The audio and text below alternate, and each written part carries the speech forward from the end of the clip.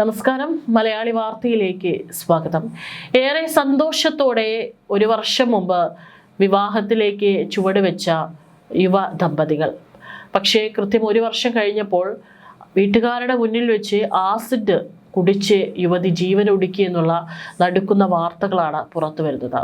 ഒന്നാം വിവാഹ വാർഷികത്തിന്റെ തലേന്നാൾ ഭർത്തൃ വീട്ടുകാരുടെ ക്രൂരതകളിൽ മനം മടുത്ത് യുവതി ആസിഡ് കുടിച്ച് ജീവനൊടുക്കിയ സംഭവത്തിൽ ഞെട്ടിക്കുന്ന വെളിപ്പെടുത്തലുകളുമായി കുടുംബം. കാസർഗോഡ് ചർലടുക്ക സ്വദേശിനി ഫാത്തിമത്ത് സുഫൈദയാണ് പാണലത്തുള്ള ഭർത്തൃ വീട്ടിൽ വെച്ച് അതിദാരുണമായി മരണപ്പെട്ടത്. 24 വയസ്സ് മാത്രമാണ് യുവതിക്ക് പ്രായം. യുവതിയുടെ മരണത്തിന് പിന്നാലെ ഇപ്പോൾ ഭർത്തൃ വീട്ടുകാർക്കെതിരെ ഗുരുതരമായ സ്ത്രീധന ഗാർഹിക പീഡന ആരോപണങ്ങളുമായി സുഫൈദയുടെ കുടുംബം രംഗത്തെത്തി. സംഭവവുമായി ബന്ധപ്പെട്ട് യുവതിയുടെ ഭർത്താവ് ആദിലിനെ വിദ്യാനഗർ പോലീസ് കസ്റ്റഡിയിലെടുത്ത് ചോദ്യം ചെയ്തു വരികയാണ്. നാളെയാണ് ഇരുവരുടെയും ഒന്നാം വിവാഹ വാർഷികം ആഘോഷിക്കാനിരിക്കുന്നത്. ഇന്നലെ ഉച്ചയ്ക്ക് 3 മണിയോടെയാണ് പാണലത്തെ വീട്ടിൽ വെച്ച് ഈ ദാരുണ സംഭവം അരങ്ങേറുന്നത്. വിവാഹം കഴിഞ്ഞ നാൾ മുതൽ സുഫൈദയുടെ സ്വർണം ആവശ്യപ്പെട്ട് ഭർത്തൃ വീട്ടുകാർ നിരന്തരമായി പീഡിപ്പിച്ചിരുന്നു എന്ന് കുടുംബം ആരോപിക്കുന്നു. സ്വർണവുമായി ബന്ധപ്പെട്ട് ഭർത്തൃ വീട്ടിൽ വലിയ തോതിലുള്ള തർക്കങ്ങൾ പതിവായിരുന്നു. ഇതിന്റെ പേരിൽ സുഫൈദ ഭർത്താവും കുടുംബവും ക്രൂരമായി മർദ്ദിക്കുകയും കടുത്ത മാനസിക പീഡനങ്ങൾക്ക് ഇരയാക്കുകയും ചെയ്തിരുന്നു. യുവതി ആത്മഹത്യക്ക് ശ്രമിച്ച നിമിഷത്തിലും ഭർത്തൃ വീട്ടുകാർ കാട്ടിയത് അങ്ങേയറ്റത്തെ ക്രൂരതയാണെന്നും കുടുംബം വിദ്യാനഗർ പോലീസിൽ നൽകിയ പരാതിയിൽ വ്യക്തമാക്കുന്നുണ്ട്. ഭർത്തൃ വീട്ടുകാരുടെ കൺമുന്നിൽ വെച്ചാണ് സുഫൈദ ആസിഡ് കുടിച്ചത്. എന്നാൽ ഈ സമയം അത്രയും നീ ഇതിനെല്ലാം അനുഭവിക്കുമെന്ന് പറഞ്ഞ് അധിക്ഷേപിച്ചുകൊണ്ട് ഭർത്തൃ വീട്ടുകാർ മാറി നിൽക്കുകയാണ് ചെയ്തത്.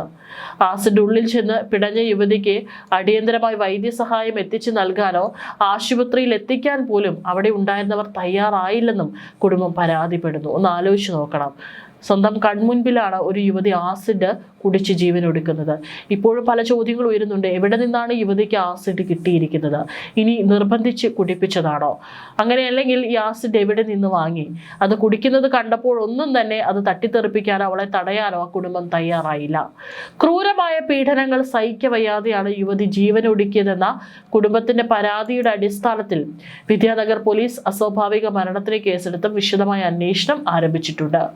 കസ്റ്റഡിയിലുള്ള ഭർത്താവ് ആദിലിനെ ചോദ്യം ചെയ്യുന്നതിനൊപ്പം മരണത്തിലേക്ക് നയിച്ച സാഹചര്യങ്ങളെക്കുറിച്ചും മറ്റ് കുടുംബാംഗങ്ങളുടെ പങ്കിനെ കുറിച്ചും പോലീസ് അന്വേഷിച്ചു വരികയാണ്. ഇവർക്ക് 2 മാസം പ്രായമുള്ള കുഞ്ഞുണ്ട്. ഇന്നലെ വൈകിട്ടാണ് സംഭവം നടക്കുന്നത്. വൈകിട്ട് യുവതിയുടെ വീട്ടുകാർ ഭർത്തൃ വീട്ടിലെത്തിയിരുന്നു. സുഫൈദയെ വീട്ടിലേക്ക് കൂട്ടിക്കൊണ്ടു പോകാനായിരുന്നു കുടുംബം എത്തിയത്. വീട്ടിലേക്ക് മടങ്ങിയാൽ ഇനി തിരിച്ചു വരേണ്ടെന്ന തരത്തിൽ ഭർത്താവിന്റെ ഭാഗത്തു നിന്നും സംസാരമുണ്ടായി. ഇതിന് പിന്നാലെ വീട്ടിൽ സൂക്ഷിച്ച ആസിഡ് എടുത്ത് കുടിക്കുകയായിരുന്നു. ഭർത്താവിന്റെ ഭാഗത്തു നിന്നും കുടുംബത്തിന്റെ ഭാഗത്തു നിന്നും വലിയ പീഡനമുണ്ടായെന്നാണ് കുടുംബം ആരോപിക്കുന്നത്.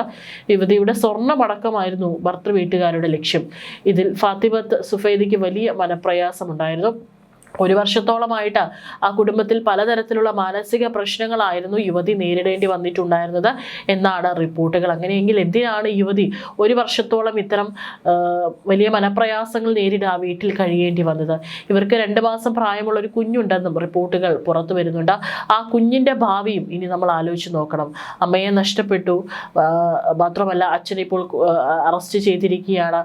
വളർന്ന് വലുതാകുമ്പോൾ ആ കുട്ടിക്കുണ്ടാകുന്ന ഒരു മാനസികാഘാതം അത് എത്രത്തോളം വലുതായിരിക്കുമെന്ന് കൂടി നമ്മൾ ഇപ്പോൾ ഈ ഒരു സാഹചര്യത്തിൽ എടുത്തു പറയേണ്ടതാണ്.